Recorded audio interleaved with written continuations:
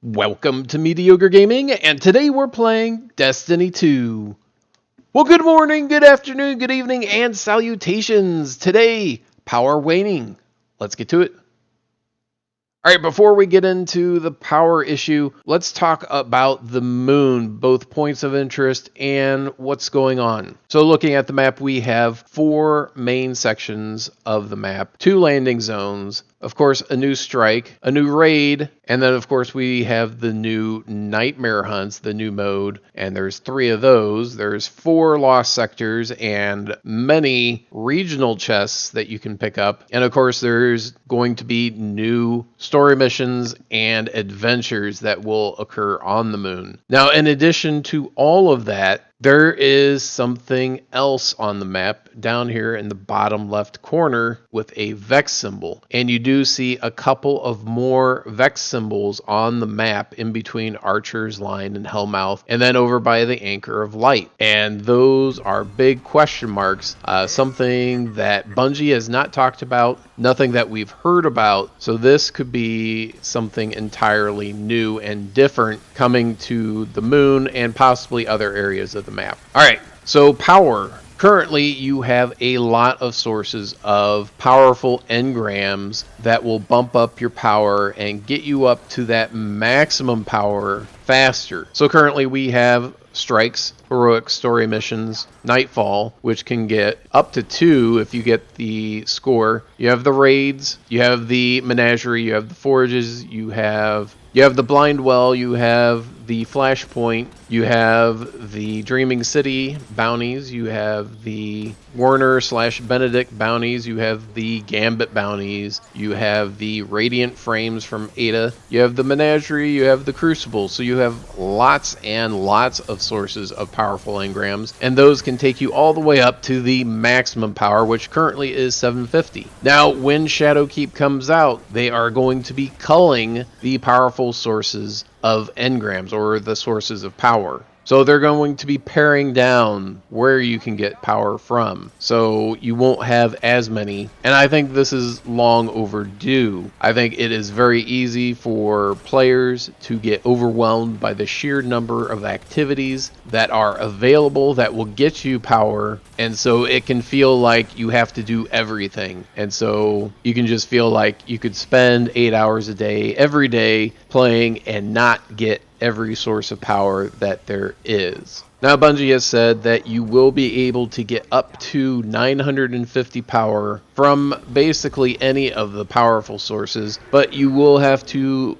participate in the pinnacle activities in order to get your power beyond 950. Now, this can feel like a daunting task because pinnacle activities include the Nightfall. It includes Iron Banner. And most likely it'll also include the nightmare hunts and the raid. Iron Banner, of course, only shows up about once every 3 to 4 weeks. The Nightfall you can do 1 time per week. Nightmare hunts, you could potentially do it multiple times per week. If it is set up similarly to the menagerie, then you'll be able to do it 3 times per week for powerful engrams. And then, of course, the raid, each boss generally has 1 powerful engram each week. So it will be harder/longer, possibly more difficult to get up to the maximum power, but they are taking steps that will make it a little bit easier to get to 950, including legendary engrams that drop in the wild. So anything that drops a legendary engram, instead of dropping below your level, like 20 to 30 points below your level, instead it will drop at your level. Now, this is a big change for Destiny 2 because any engram that dropped in the wild generally dropped below level, and you needed those powerful engrams to get anything at your level or above. So now if you have a slot, let's say your power slot, you've not been able to get a drop for that, a powerful engram, and so it's been falling behind steadily, and now you're 13 points behind in your power slot compared to your next highest spot. For example, let's say you're trying to get to 750 and you've got a rocket launcher that dropped at 737, but that was a week and a half ago, and you've not gotten anything else since. Well, these random legendary engrams that drop in the wild would normally drop at 20 points below your current level. Let's say your current level is 745. You're getting close to the top, but that rocket launcher isn't doing you any favors. It's dropping you down on a point, maybe 2 from what your total should be. So although you're 745, you should really be 747. So currently, if you get a power weapon to drop just normally out in the wild, whether it's in Gambit or Crucible or a Strike or Free Roam, it would normally drop, instead of at 745, it would drop at 725, and it's completely useless unless it has really good rolls on it. Now, once Shadowkeep comes out, it will drop at 745 or whatever your current power level is. So if that power weapon is lagging behind everything else and you get a legendary engram that happens to be a power weapon, now you will all of a sudden be bumped up, because instead of dropping at 725, it's going to drop at 745, and you can replace that rocket launcher at 737 and bring up your score to 746, maybe 747. So this will help you get up to that 950 a little bit quicker, especially if you have slots that are lagging behind others. Now don't forget, you'll be getting bonus power during the season as you fill up that bar at the top. So assuming you're at the maximum level, every time you fill up that bar, you're going to get +1 power, and you're going to continue to get more power, and that's across your account. It doesn't add it to any of your armor or weapons. It's just 1 extra point, which is actually 10 extra points for any one slot. So every piece of bonus power is actually about 10 points in one slot. So if your kinetic weapon is at 950 and everything else is at 950 and you just got your first bonus power point, then all of a sudden you're going to be 951. So that's the same as adding 1 point to all your slots, or about 10 points to 1. So the bonus power, although it will take a while to get it up to the maximum, you will have to play throughout the season in order to max that out. It is a consistent way to add a little bit of extra power to your characters. And also, Bungie is going to be changing how Prime engrams work. You're not going to be getting Prime engrams as often until you get up to 950 power. Once you get up to 950, you'll see them more often. However, the bump in power from Prime engrams is going to be greatly decreased from what they currently are. As you were leveling up throughout Destiny 2, if you got a Prime engram, that could drop 15 points higher than any of your current gear. So if your power level was 500 and you got a Prime engram, it could potentially drop at 515. It would always be more powerful, so it might be 501, but it could be 515, and so that could produce a huge jump in power. So they want to moderate the power jumps, but they also don't want to hold you back. So the powerful sources are likely not going to be as powerful. They will bump you up 5 or 10. Prime engrams are probably only going to bump at max 10 and presumably less. And then of course any legendary engrams, regular ones that you find out in the wild, those are going to drop at your level. So any particular slot that is lagging behind in power, that could potentially help you further your power quest a little bit quicker. And one last note, Bungie has talked about, and they're keeping it completely under wraps, and they're not going to talk about it more than they already have, at least until Shadowkeep comes out, is that there are going to be activities that will be disappearing. So activities that we currently have access to, those will disappear at some point during the story arc during Shadowkeep, and then each season will see certain activities disappear. So activities will be available until the end of a season, and then they're gone, and they will be replaced by something else in the coming season. This is both a relief and troubling at the same time, depending on their mentality. Now, you're looking at the map and you're saying, what is that? Does that mean one of the destinations is going to disappear? So for every destination that they add, they're going to remove a destination, which is a possibility. It's not likely, but it is a possibility. And that would be a shame to see certain things disappear, like the EDZ or Mars or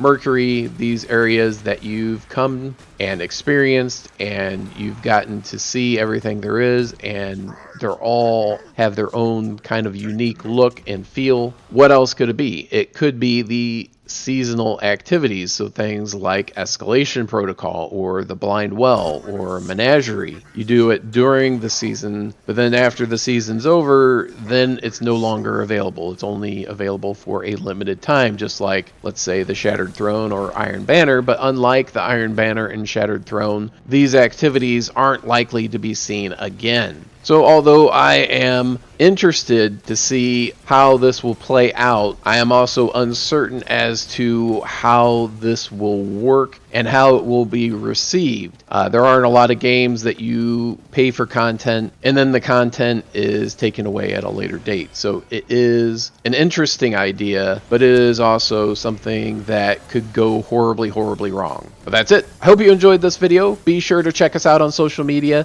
And thank you for liking, commenting, and subscribing. And we'll see you next time.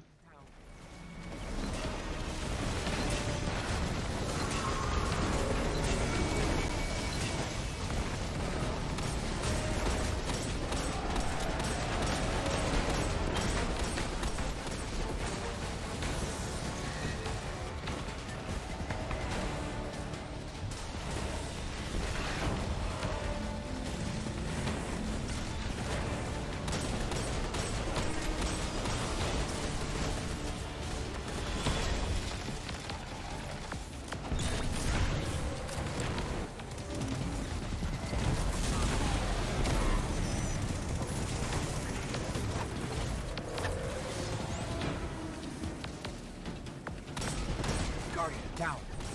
Guardian down. Guardian down.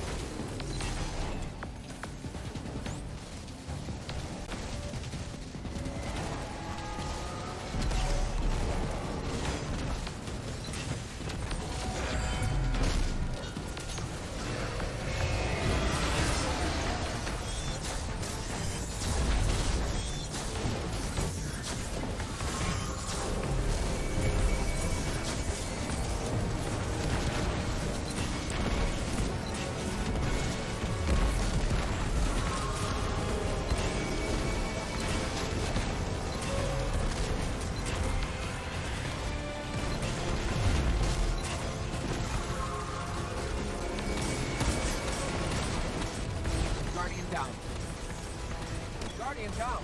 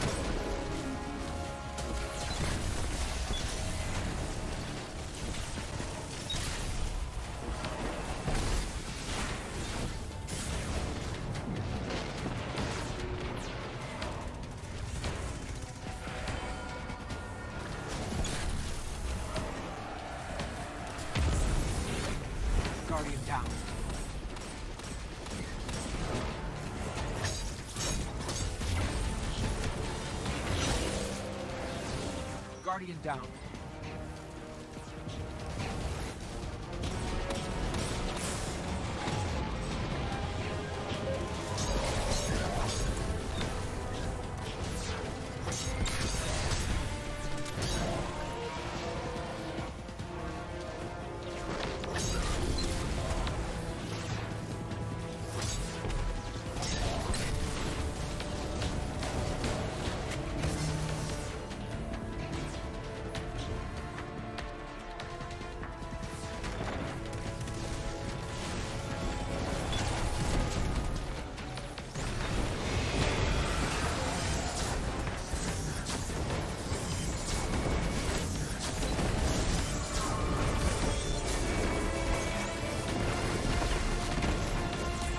Guardian down.